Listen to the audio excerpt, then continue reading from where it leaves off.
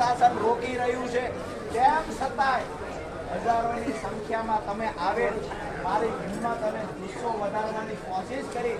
આપ સૌના રાજુભાઈ તું માગે પડો,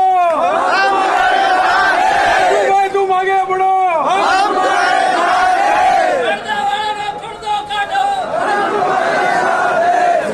દોસ્તો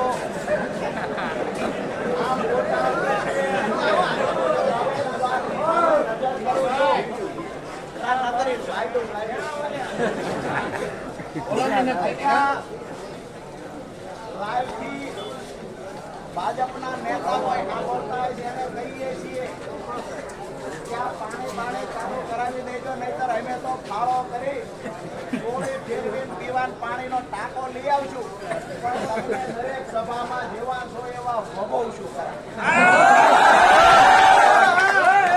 લાઈવના માધ્યમથી હજારો લોકો આપણને જોઈ રહ્યા છે, એમને પણ કહીએ છીએ કે અત્યાર સુધી કપા લઈને અમે આવ્યા, અમારો કંદરો થયો, વેપારીઓએ ખિસ્સા ભર્યા, આ સંસ્થામાંથી સંસ્થાના સંચાલકોએ ખિસ્સા ભર્યા, ત્યાં સુધી સારું લાગ્યું. અત્યારે ખેડૂતને પીવાનું પાણી દેવાનું જોતા એમના પેટમાં મરચા ફૂગા.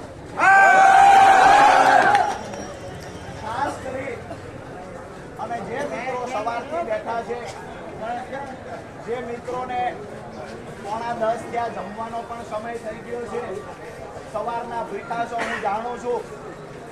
વિનંતી કરીએ કે આ બાજુ એકદમ ધીરજથી આપણે સંયમ રાખી અને ધીમે ધીમે થોડા લોકો એ બાજુ વ્યવસ્થા થાય અને કેવડાવી દેજો. વ્યવસ્થા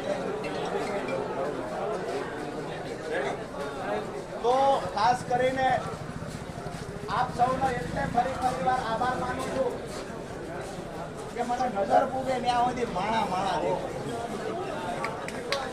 નજર પૂગે ત્યાં સુધી દેખાય.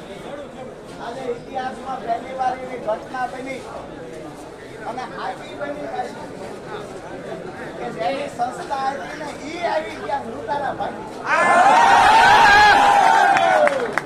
વર્ષો પછી આપણા હાથમાં આપણી સંસ્થા આવી.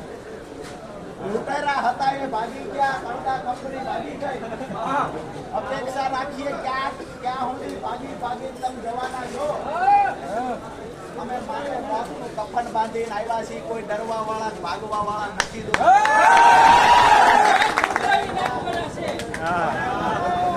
મને એવું લાગતું હતું કે સાંજના સમયે માલઢો ધોવાનો ટાઈમ થાય છે.